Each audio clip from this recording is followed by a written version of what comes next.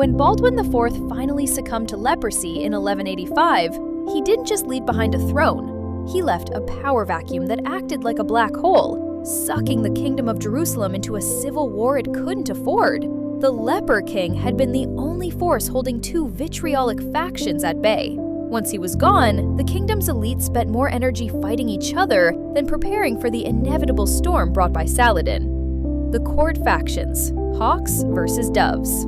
The political landscape was split into two irreconcilable camps. The court party, the hawks, led by Baldwin's sister Sibylla, her husband Guy de Lusignan, and the fanatical Raynald of Châtillon. They were newcomers and outsiders who favored aggressive military expansion and had little respect for local treaties. The Barons' party, the Doves, led by the veteran Raymond III of Tripoli and the House of Ibelin. These were old families who had lived in the Levant for generations. They advocated for diplomacy and maintaining the truce with Saladin, knowing the kingdom was too fragile for a total war.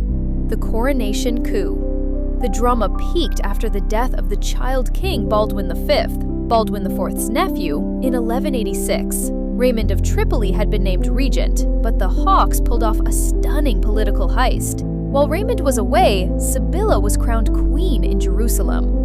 In a move that shocked the nobility, she then placed the crown on her husband, Guy de Lusignan, a man widely considered a military incompetent and a political lightweight. Raymond was so incensed, he briefly considered an alliance with Saladin just to spite the new king.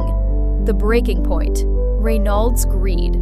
The Hawk faction finally lit the fuse for the kingdom's destruction. Raynald of Châtillon, a rogue knight who operated out of the fortress of Carac, broke the standing truce by attacking a massive Muslim trade caravan. When Saladin demanded compensation, King Guy was too weak to punish Raynald. Saladin used this clear violation as his casus belli to declare a holy war. The internal drama forced the Crusaders into a disastrous all-or-nothing march across the desert to face Saladin at the Horns of Hattin.